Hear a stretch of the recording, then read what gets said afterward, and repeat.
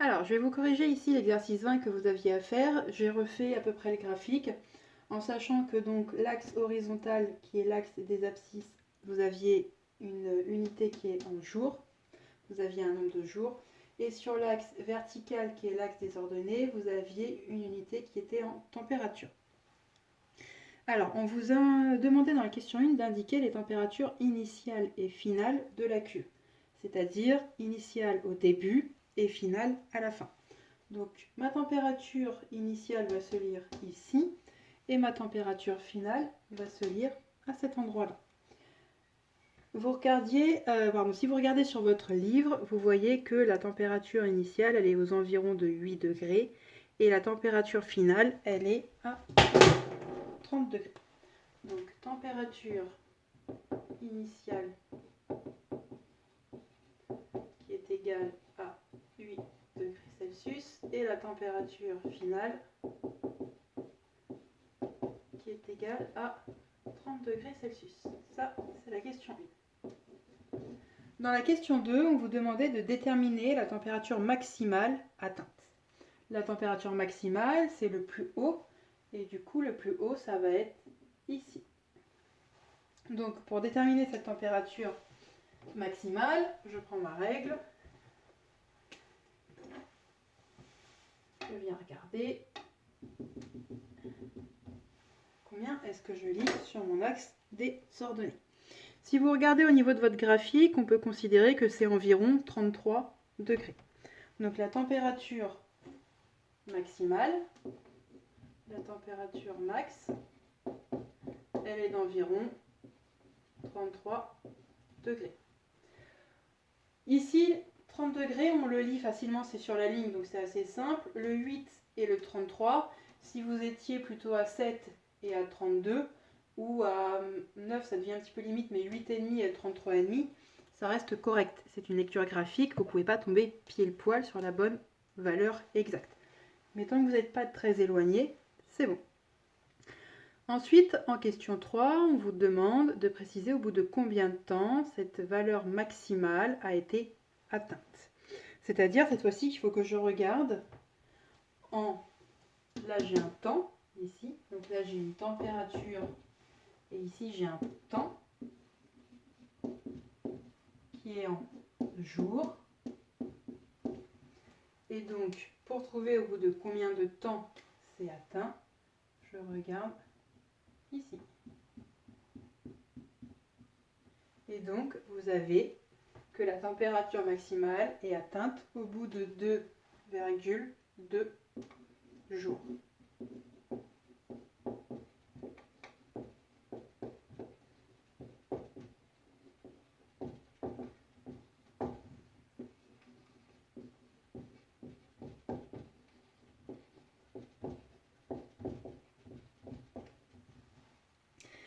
Ensuite, on passe à la 4e question. On vous demande de retrouver sur quel intervalle la température de la cuve a augmenté. C'est-à-dire sur quel intervalle est-ce que ma fonction elle est croissante. On voit qu'elle est croissante de ici jusqu'au maximum et qu'ensuite, même ici, si ça descend un tout petit peu, ça descend pour arriver à ma température de 30 degrés.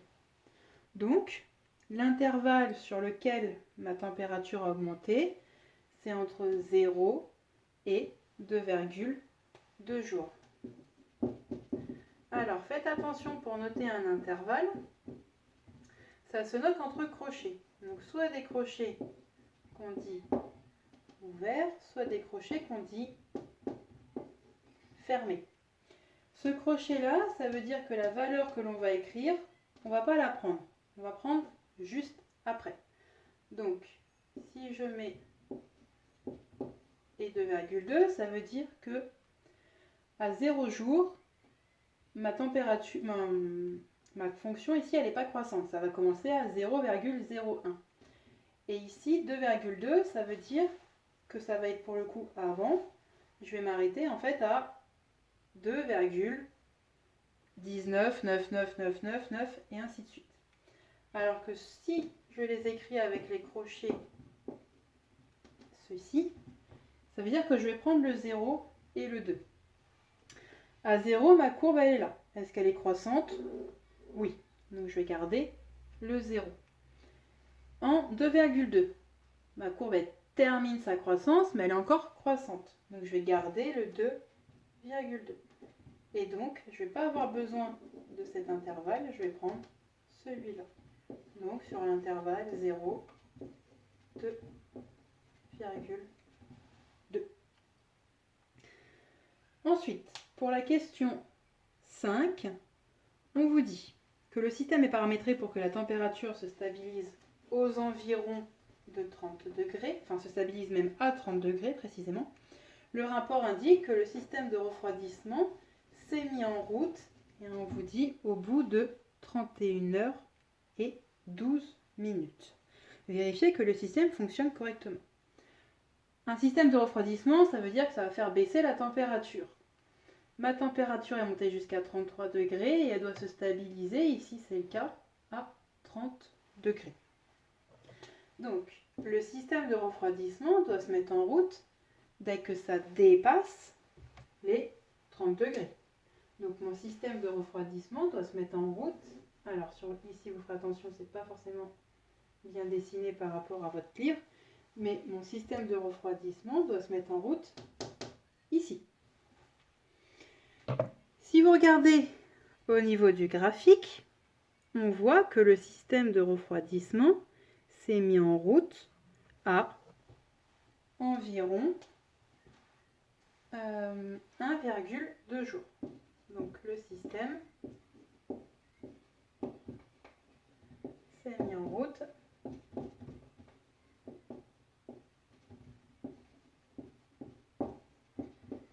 à 1,2 jours. Du coup, la question, c'est de savoir est-ce que 1,2 jours, ça fait 31 heures et 12 minutes. Et donc là, c'est de la conversion. Il va falloir convertir 31 heures et 12 minutes en jours.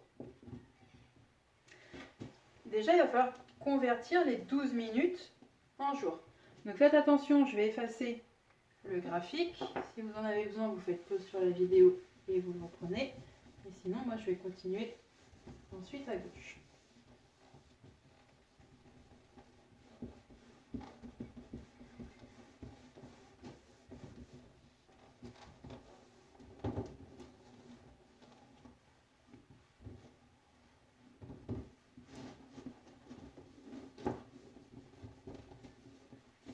Et donc là, on fait de la proportionnalité.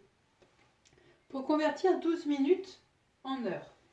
Une heure, c'est 60 minutes. 12 minutes,